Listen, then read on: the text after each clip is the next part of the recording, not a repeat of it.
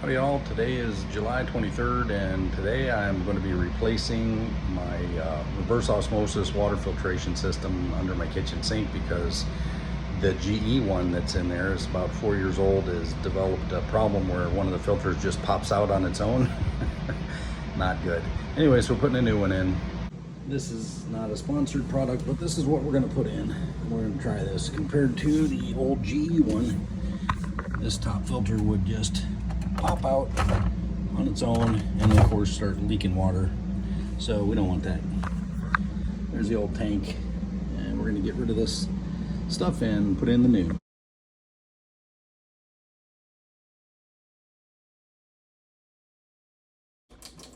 Got this emptied out. Got this neat little rubber, it's like a silicone mat that goes in the bottom of the cabinet here. It has a little drain plug, and it's to protect the cabinet, you know, from getting, if you have a water drip or a leak, which happens inevitably. And it's actually saved us a few times already, because when this filter pops out, it leaks, as you saw me just kind of wiping up the water there. But it's a pretty neat little thing we got. So right now I'm just draining the water, relieving the pressure, getting the water out of this tank. I've already shut off the cold water supply and the other valve that goes to the ice maker on the fridge. And I'm just going to drain this water until it relieves the pressure, and then I can start disconnecting some pipes. While that water is draining, I'm going to go ahead and open up this box and kind of get some things out and get it ready, so we'll get things prepared.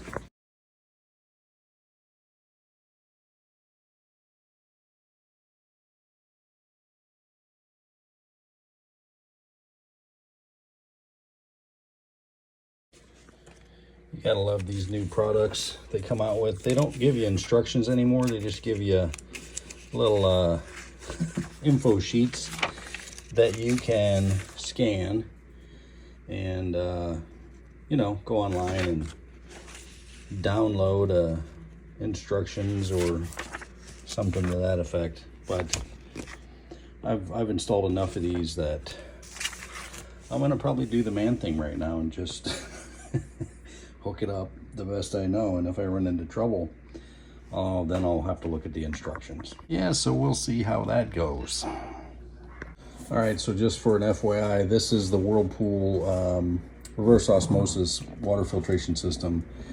Model is this WHARO S5, and it's got some nifty features, of course. It says, you know, filtration, bacteria, chemicals, lead, dissolved solids, and sediment, chlorine, and so forth. 3 filters, like a pre-filter, a membrane for the RO, and a post-filter. And these are the instructions. That actually says you can go to the whirlpoolwatersolutions.zendesk.com for the product manual if you need it. So that will be my backup if I run into trouble. All right, so what I've got here is my existing system. If you look at the back of this guy, it's got, you know, I've got a blue and a yellow and a green and a red. This back of this one is real similar to the back of the new one, where I've got a green, blue, yellow, and red. Let's compare real quick here.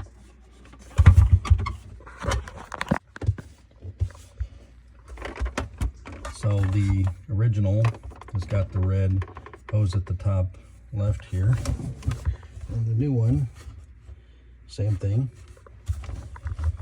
Original has the yellow down at the bottom left, and same thing here. And the original's got a green tube on the top, same thing here. And of course the big blue at the right bottom, same here. I bet these are made by the same company. Even though the one on the right here is a GE, you know, GE system, which has done an okay job, but it has had leaking problems. And then this other one, the Whirlpool one, is made by Whirlpool, and it is very similar. I mean, the housing is very similar, the filters are very similar. Obviously the back membrane, or the housing, the filter housing, is almost exactly the same as the other. So probably made by the same company, a Chinese company. So unfortunately, hopefully I don't have leaking problems with this one. We will see. Yeah, it's very interesting. So I mean, I have all the same color tubing, the diameter's the same size for the different tubing. The faucet is the same. It has a black and a blue tube. And actually this faucet spout is a little cheaper, like plasticky, than my existing one. I like that one. It's more of a brushed stainless type look. But all the tubing is the same diameter and the same color. Even the saddle valve going into the drain here for the reverse osmosis drain, as that works, the tubing going into the tank, everything is the same. So I think I'm going to cheat, and I'm going to use my existing tubing because it's only, you know, about maybe 3.5, 4 years old. And I'll replace the tank, and I'll replace the filter housing. I'm probably not going to replace the faucet. I'll replace the battery in it. And yeah, let's try that. Do a little cheating here since I already did all the plumbing a few years back. Let's try that. All right, so the first thing I'm going to do is get my rag here because I'm probably going to make a mess. I'm going to go ahead and disconnect the tubing here. So I'll start with this red tube. Oh yeah, let's see how much water can we leak. Oh, not too bad there, but we're leaking out of the housing here. And let's see this. I probably should take these filters out. Let me do that. Take these filters out so we can reduce the leakage.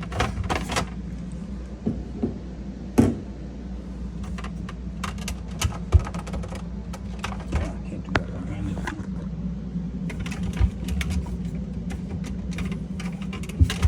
Wow, I can't even do it two-handed. What the heck?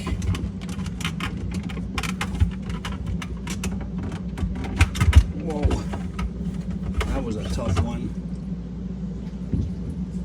Okay.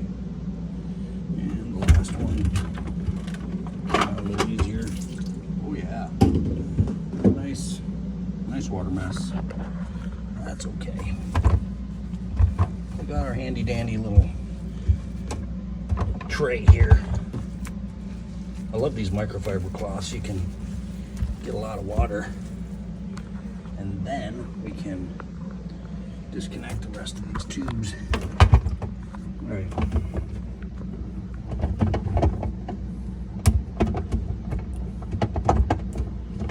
Let me put this here. See if we can see it better. Oh yeah, that's nice. That's probably from the, yeah, that's from the RO tank. I guess I still have a good bit of water there. Let's try collecting some of that.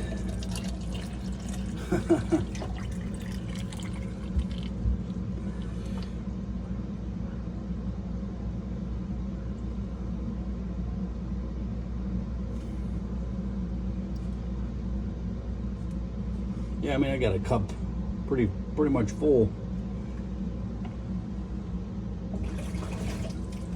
Get some more here.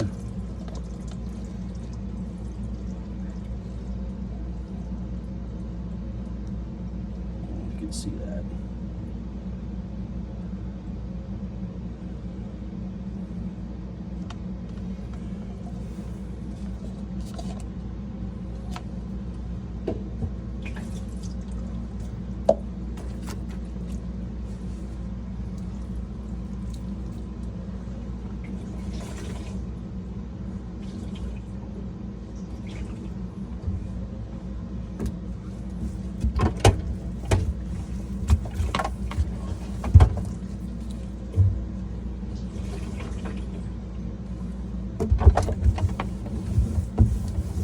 Definitely wouldn't want to do this with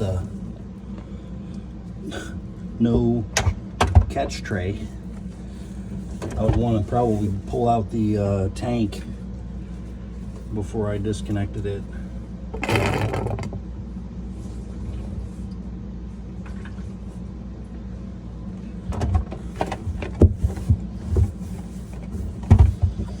That's a little better.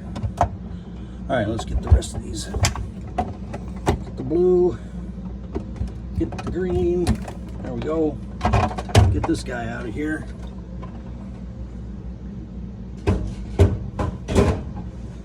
Soak up some more of this water.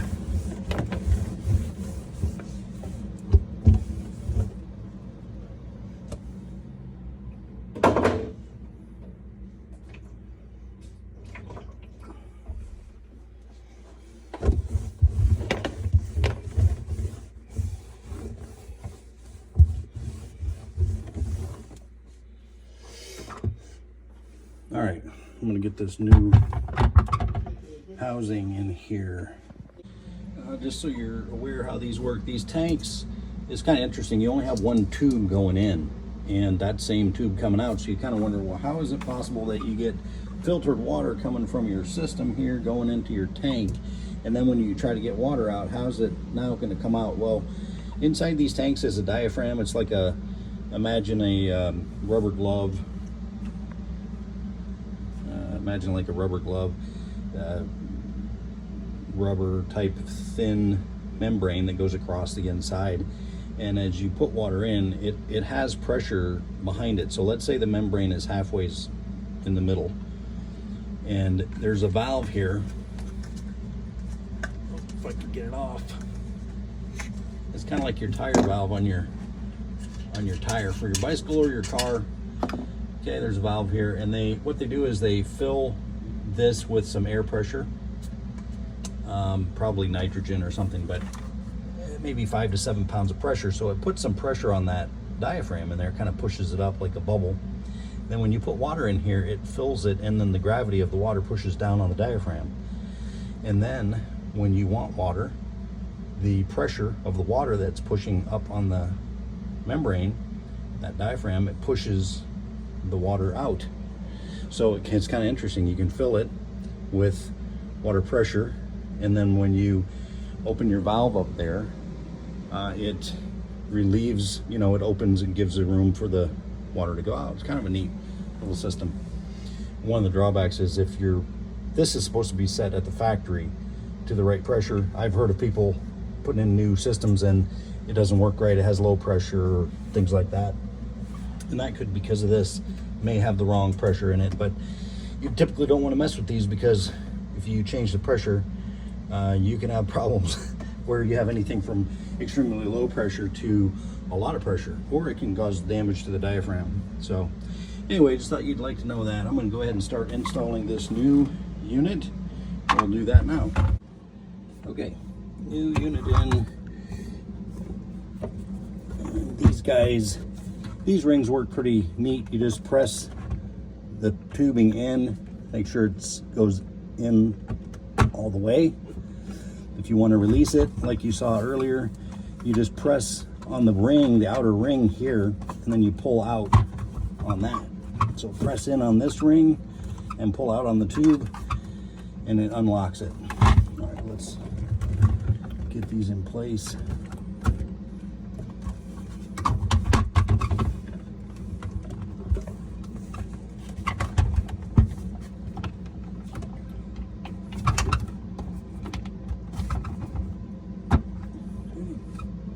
And then the red tube.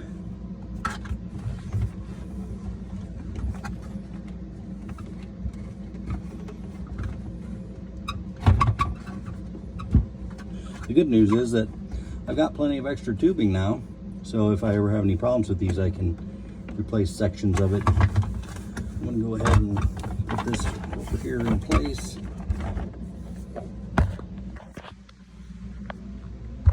Make sure that the tubes aren't crossed. I do have a power cord going to the dishwasher. I think I'm going to get this straightened out so it's I think I'm going to put it above, because that cord is not very long, and let's try that. That's better. I've got this little guy here I installed. this comes off from my main output. So you've got your blue and your black for the filter spout spigot, and the black one comes to the drain. So that's when your RO system's working, it always drains a little extra water here, and so that's going to your drain. The blue one is your main water coming out of the spigot there. And so what I did was I put a T right here. When I originally installed this a few years back, I already did all this plumbing. By the way, when I did this a few years ago, it took me probably an hour and a half to do this, and then I tied this in and ran a line over to the fridge. So that's what this is. This goes to the fridge for the ice maker and the water dispensing. This way I don't have to worry about having a filter at my fridge. I've got RO water going to it. So anyway, I've got that turned off right now, and I'm gonna go ahead and pull out this old tank and put in the new, and then hook up the yellow tubing to that, and then we'll go through the process of sterilizing it and getting it ready. All right, so I disconnected the yellow tube and I pulled the tank out, and interestingly, it feels pretty heavy, and it's got a lot of water in it still. And I think what's going on here is there may be either low pressure under this membrane, or there might be a hole in the membrane, because there's quite a bit of water in here. I've already dumped some out and it still feels like it's half full. And we were having actually pretty low pressure coming out of the spout there a lot of times. So I have a feeling that this membrane was damaged, or the pressure was too low. So kind of good we're changing this out. All right, so this is the new tank, and I'm gonna wrap the threads with some Teflon tape here. About 4 turns around. You go in the same direction as the threads, like if you were screwing the nut on there clockwise looking down. You wrap the threads in the same direction, and once that's done, then I can put this elbow on here, and then this other fitting, which is going to go on the tube itself. This will go right like that on the tube, and then I'll tighten it down. All right, I've got the threads wrapped. Now I'm going to go ahead and put this guy on. I like this one better. It's got the 90-degree angle, whereas the old one just comes straight up. This one I like better in the sense that it's got a quick connect. You can just plug the tube right in. This one is not the quick connect. I'm going to have to screw it on, but it's all right. I'd rather have this 90-degree fitting here.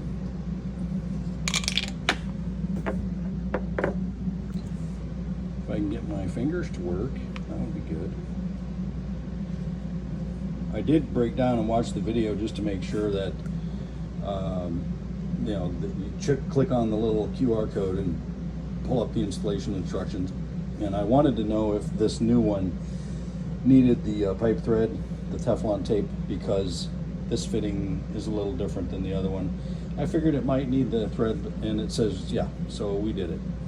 So, and then it says when you turn this, to only turn it a certain number of turns.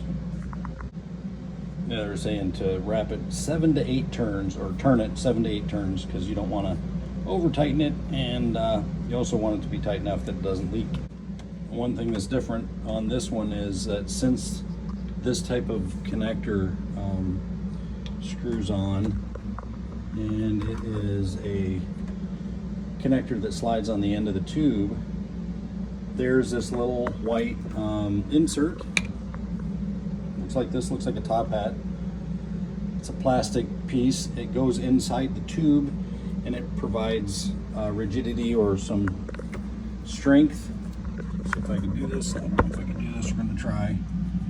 Put this right inside there, like that. And this way, when this guy gets tightened down, it won't crush the tube. So I'm going to put this tank into place, and then I'm going to put this on. There's a nice little stand that holds the tank. So I'm going to put the tank in here, set it on that. Kind of wobbly, but all I'm just going to put so my information is facing out so it can be seen, and then I will put this on here with the threads facing in, and I'm going to go ahead and I may have to adjust that, we'll see, but see if I can get that on there. I probably won't be able to do this with one hand, so I'll tighten it up here in a minute. Okay, got that tightened up now and secure. Got things pretty well located. I'm going to now sanitize the system, so I'll show you how to do that.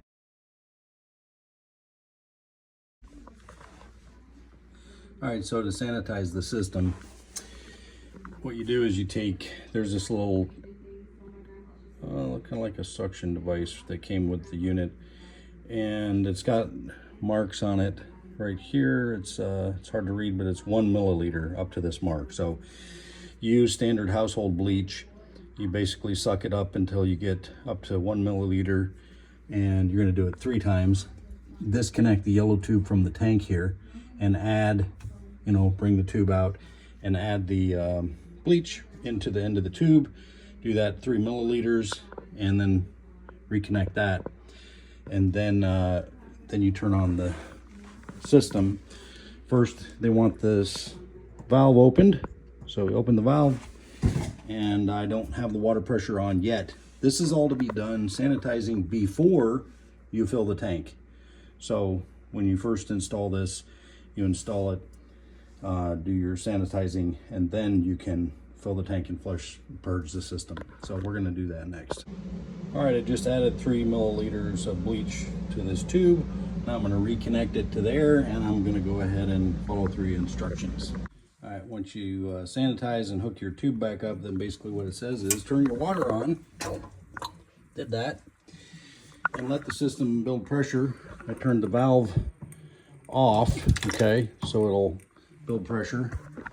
And now we gotta let it run for 2 hours to build pressure. In the meantime, I'll check to make sure there's no leaks every so often. So far, so good. And then after the 2 hours is up, then we'll double check to make sure there's no leaks, and then we will start purging the system and flushing it out. Okay, system's been pressurized for 2 hours.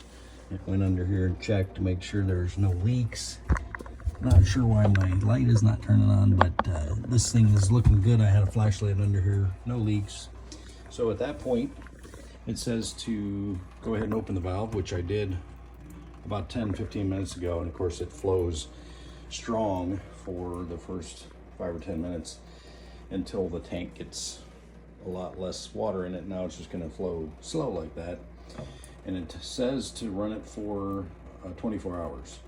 So we're going to let it run for 24 hours, and that will purge the water and any remnants of bleach, so the system will be sanitized and ready to roll. All right, thanks guys. That's it for today. Have a good one on the Handyman channel.